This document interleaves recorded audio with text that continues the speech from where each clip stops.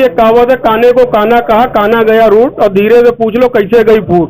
अगर कह रहे तो कोई बुराई का है, हम किसी को नाम लेके थोड़ी ना कह रहे हैं। आगे चल भी रही है। और रही विधायकी 2022 की बात, तो उसमें जो एक मीडिया का तंत्र था, गोदी मीडिया थी, और जब ये लगा, देखिए आरएसएस का एक बहुत बड़ा फंडा है कि वो किसी भी कीमत पे मुस्लिम क़यादत को खड़ा नहीं करना चाहती। तो निकाय चुनाव हो रहा था, तो शहर से मेरे ख्याल से 10 से 12 प्रत्याशी चुनाव लड़े थे।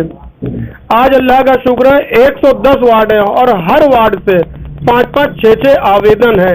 इसका मतलब एमआईएम को लोग लाइक कर रहे हैं, दूसरी पार्टियां छोड़ के एमआईएम में आके टिकट मांग रहे हैं जी। एमआईएम सड़कों पे उतरे, फिर एमआईएम तो सड़कों पे उतरेगी, बिल्कुल उतरेगी। जिस दिन हमारे सदर साहब का बयान आ गया, एमआईएम पुरजोर सड़क पे उतर आएगी। एमआईएम डरने वाली नहीं है। हम अमन चाहते हैं मगर जुल्म के खिलाफ, अगर जंग लाजमी है तो फिर जंग ही सही।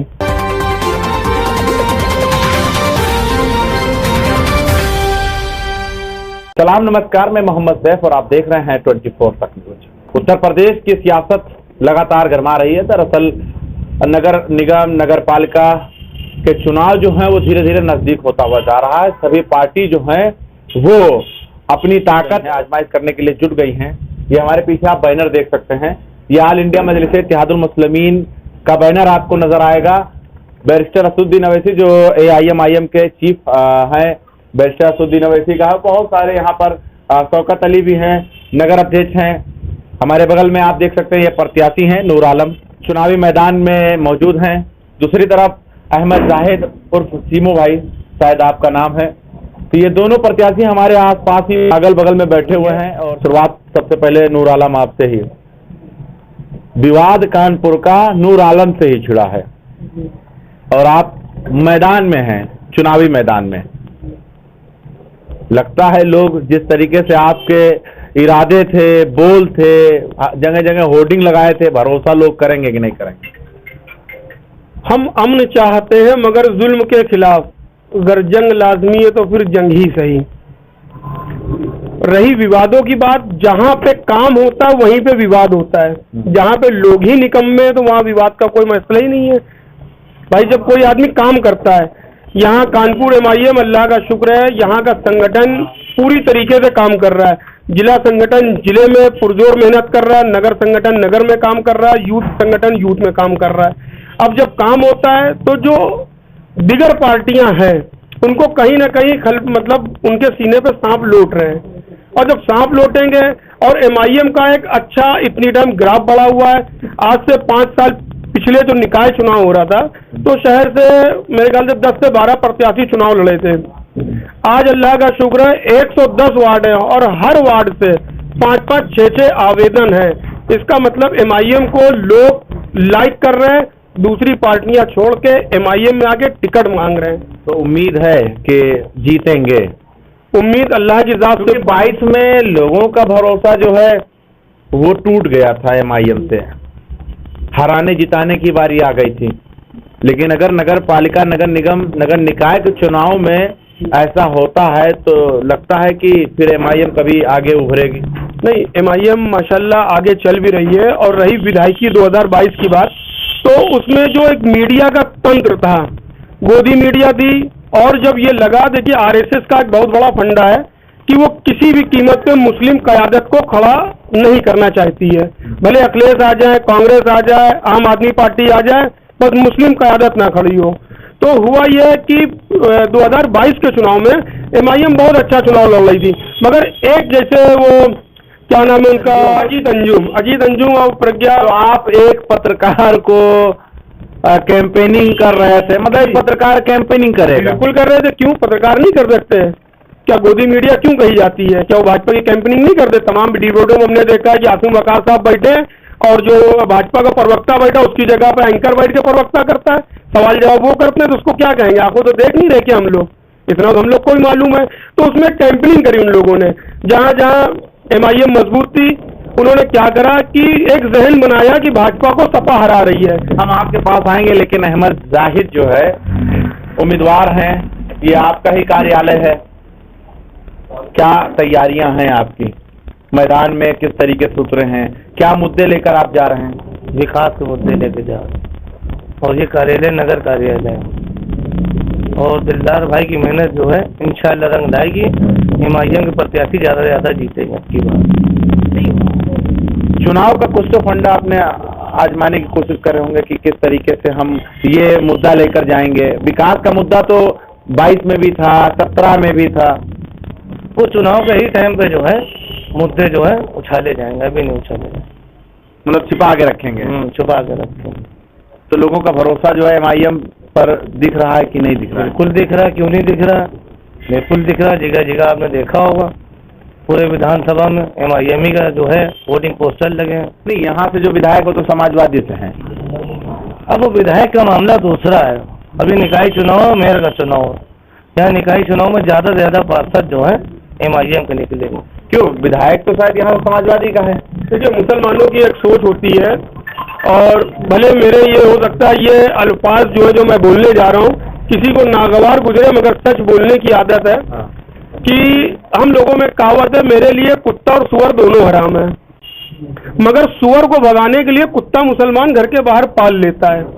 बात समझ रहे मेरी? तो भाजपा को हराने के लिए सपा को इसलिए वोट दे दिया ताकि दरवाजे पे खड़े होकर भौंके, मगर हालांकि वो गूंगा कुत्ता था, कुत्ता भी गूंगा ही निकला।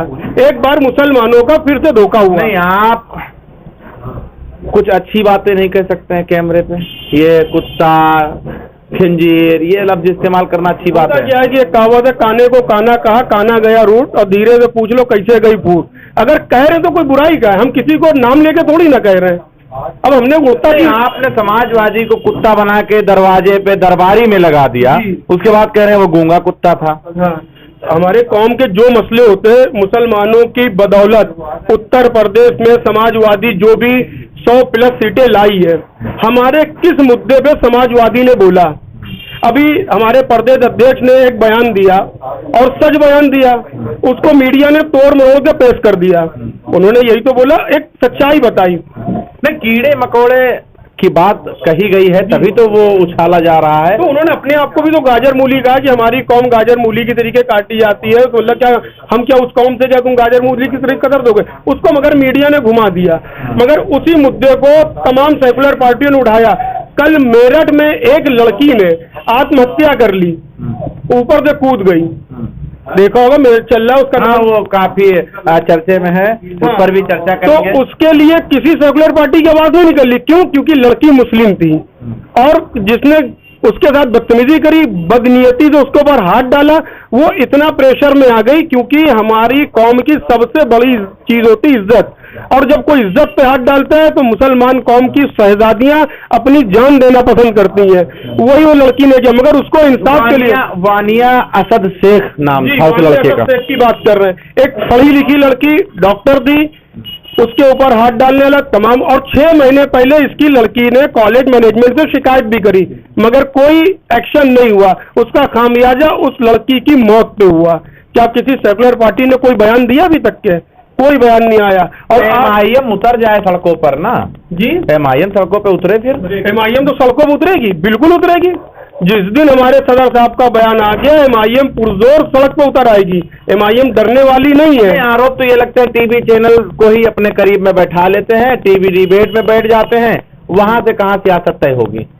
कौन टीवी डिबेट में बैठ जाता है? लोग आरोप लगाते हैं, असदुद्दीन अवैसी भी टीवी बैठ जाते हैं, प्रवक्ता भी बैठ जाते हैं, बस टीवी चैनल से ही सारे काम होंगे।